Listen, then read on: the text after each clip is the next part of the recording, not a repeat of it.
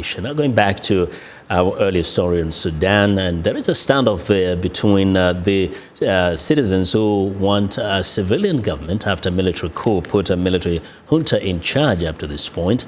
I want to get a little bit more insight, and I'm joined in studio by Paul Nantulya.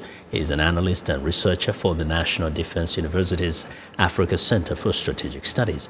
Mr. Nantulya, welcome to Africa 54. Thank you, Vincent. Great to be back. We're happy to have you. Now, first, let's start with what we heard from the African Union. It's threatening to exclude Sudan from any African Union-related activities if it does not install, or rather revert to constitutional order within 15 days. First, how significant is that? Well, I think it's significant in the sense that the African Union is now trying to assert itself. Remember that there are quite a number of events on the continent, including the Democratic Republic of Congo and Burundi, where the African Union was not able to garner a collective position that enabled it to resolve conflicts in a more constructive way.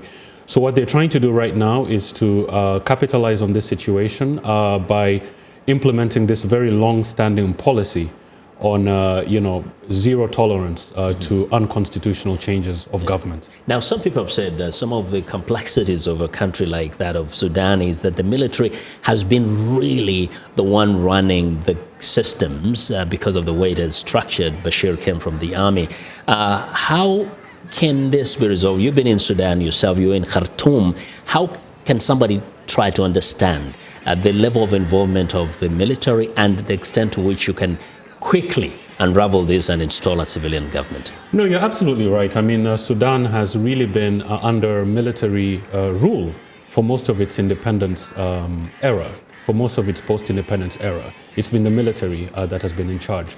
But I think it's important to remember two things.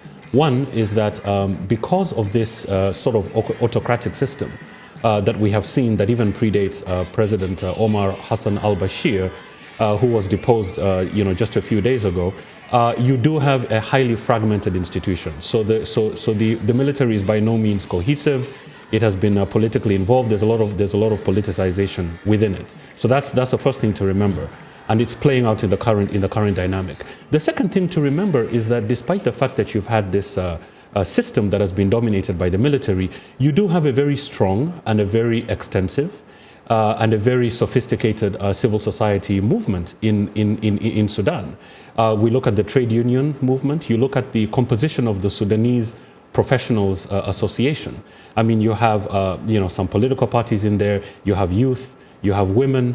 It's interfaith. You have interfaith leaders. So they've played a political role, and they have essentially been able to take that space to establish a narrative that has demanded for an inclusive process in Sudan. Yeah, we started at the top with kind of having a comparison and perhaps a contrast with what transpired in Egypt. Yes. Do you see this as very different in the sense that civil society is more organized as opposed to Egypt, where civil society was so suppressed, except of course for the Muslim Brotherhood? No, you're absolutely right. But you see, the other thing to remember is that this is not the first time that popular protests have led to the crumbling of a military government. We've seen this in 1964 against General Ibrahim Aboud. We've seen it in 1985 against General Jafar Nimeri. And these were instances in which popular insurrections were able to bring civic engagement to the fore.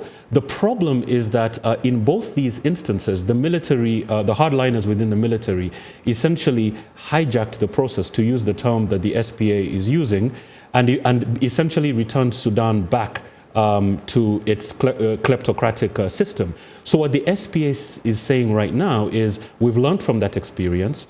We are organically rooted in that experience. This is where we're coming from, and we don't want to have a situation where this repeats itself. So that's the reason why they've continued the protest, but they've also been sophisticated enough to be able to know that, to be able to articulate that some members of the military have in fact played a very progressive role in this particular crisis. Do you see this being able to to work, like a real civilian administration being in position? Well, the thing is that, they have lawyers in there, they have public administration officials in there, people with experience, they have doctors, they have engineers. So they're basically trying to tell the African continent and the world at large that they do have the capability to effect a transition. The other important thing to remember is that they're not envisioning a transition without the military. They're basically saying that the military should be able to create the environment to effect that peaceful transition. Yeah, and we hope things work well. Thank you very much, Paul. Thank you. Appreciate your perspectives, Absolutely. as always. Absolutely. Yes. That's Paul Nantulya is an analyst and researcher for the National Defense University's Africa Center for Strategic Studies.